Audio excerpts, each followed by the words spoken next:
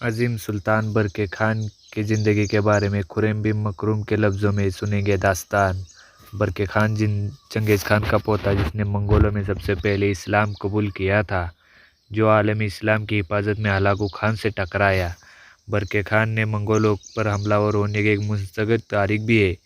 इसमें आपने बगियार कबरेज़ मुसलमानों का दरियाई दोलगा, दरियाई दियात का गामा की वादियों में मार्का खोल दिया।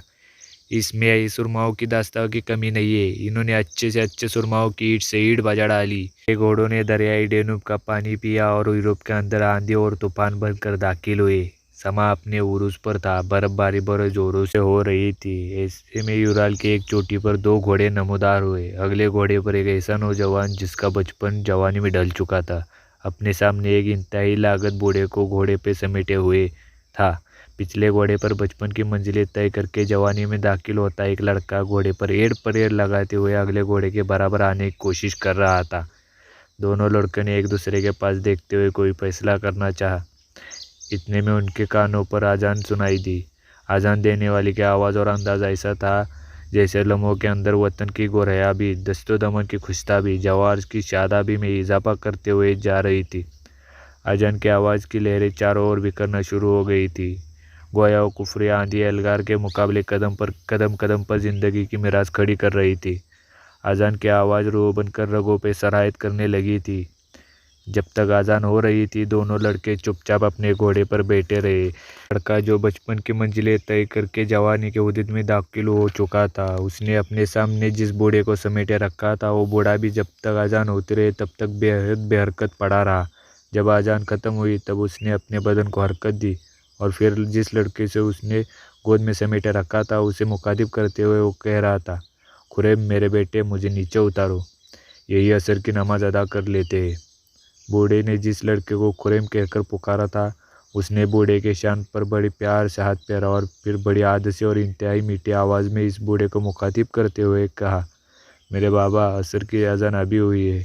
आप देख रहे हैं ना, बर्फबारी बड़े ज़ोरों से चालू है। सामने बस्ती दिखाई दे रही है।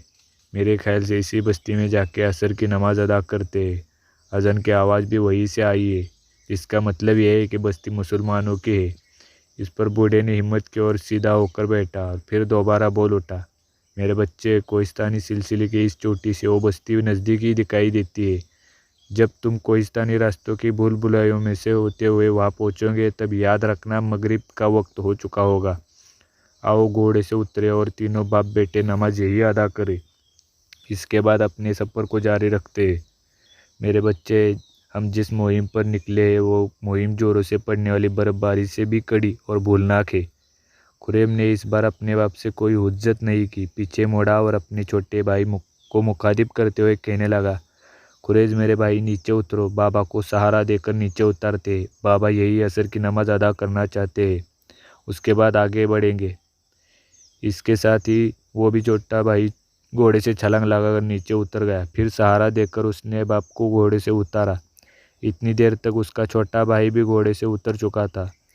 तीनों में से बूढ़े का नाम मकरुम था, बड़े लड़के का नाम खुरैम बिन मकरुम था और छोटे बेटे का नाम खुरैज बिन मकरुम था। घोड़े से उतरने के बाद बूढ़ा लड़खड़ाने लगा। खुरैम ने उसे सहारा दे रखा था। बूढ़े ने एक निगाह अपने चारों ओर घुमाई, फिर बर्फ़ पर हाथ फेर कर उसने तयम्मुम किया। लड़कों ने भी ऐसा ही किया। फिर वो तीनों बाप बेटा असर की नमाज अदा करने लगे थे।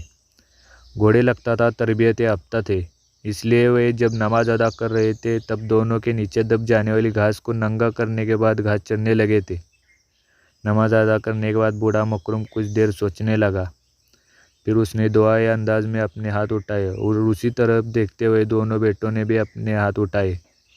फिर इंतहाई आजिज़ी और कपकपाती हुई आवाज़ में बूढ़ा मकरुम कह रहा था, ए खुदाए मेहरबान, तू ही सहराओं का सायादार दरख्त खड़े करता है, जुल्म उज़्म में कंदीलों को रोशन कर देता है, तू ही सितारों के भूले भटकों के लिए राह बना देता है। आसमान खरीदो तो तू ही दानिश और आगाही से सितारों का गहवारा बनाता है। मेरे मालिक, तेरे हुक्म से यह आंधी ज़मीन जराहत उगलती है।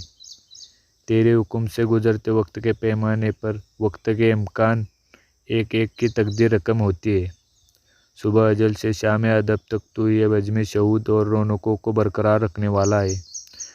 तू ही तिलिस्माई जंजीरों को हुस्न का गहवारा, ख्यालात को वादियों का सफद नज़ारा, तू ही हुस्नों को आबाद करता है।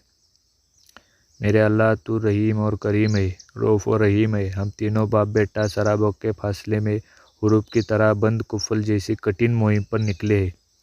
इलाही हमें कामयाब रखना। यहाँ तक कहने के बाद मकरूम जेरे लब दुआ मांग रहा था। दुआ के लिए उसके और उसके बेटों के हाथ बर्फ़ से भर चुके थे, इसलिए कि बर्फ़बारी बड़े ज़ोरों से शुरू थी।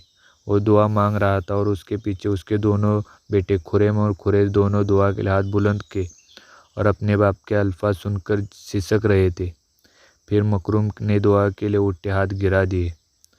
नमालूद आंखें खुश की। ये सूरत हाल देखते हुए पीछे बैठे खुरेम और खुरेज ने भी हाथ गिराकर आंखें खुश्क करना शुरू की। अजीब सी आवाज़ में मकरूम ने अपने बेटे को मुखातिब किया। खुरेम, मेरे बेटे, नमाज तो हम अदा कर चुके। बेटे, थोड़ी देर तक सूरज गुरूब हो जाएगा और फिज़ाओं के अंदर तारीकी फैल जाएंगी। आओ यहाँ से कूच करें और जो नीचे बस्ती दिखाई दे रही रात इसमें बसर करते हैं। उसके बाद दोबारा अपने मंजिल पर रवाना हो गए। हो सकता है इतनी देर तक बर्फ़ भी थम जाए, हमारा सफ़र आसान हो जाए। अपने बाप के इस अल्फाज पर खुरेम बिन मकरूम उठ खड़ा हुआ और कहने लगा, ए मोहतरम बाबा, आपने दुरुस्त कहा। और उसने अपने बाप को अपने दोनों हाथों पर उठाया और घोड़े पर बिठा दिया। इतनी देर तक खुरेज ने उसके घोड़े के बाग थाम ली थी, जिसमें खुरेम ने अपने भाई को मुखातिब करते हुए कहा, घोड़े के बाग मुझे दे दे। अपने घोड़े पर सवार हो जाओ और उस बस्ती की ओर चले जाते हैं। भी अपने घोड़े पर बैठ गया। फिर दोनों घोड़े दौड़ाते हुए दोनों भाई कोहिस्तानी की ढलानी से उतरते हुए सामने दिखाई देने वाली बस्ती का रुख कर रहे थे। बस्ती तक पहुंचने के लिए इन्हें कोहिस्तानी सिलसिले की भूल भुलैयों से होकर गुजरना था। फिर ढलान ऐसी थी, बर्फ़ पड़ने से रफ्तार भी कम हो चुकी थी, लिहाजा वो बस्ती के करीब उस वक्त पहुंचे जिस वक्त फिजाओं के अंदर तारीकी फैलना शुरू हो चुकी थी, जो इस बात की निशानी थी कि सूरज गुरूब हो रहा है। बर्फबारी अब भी जारी थी।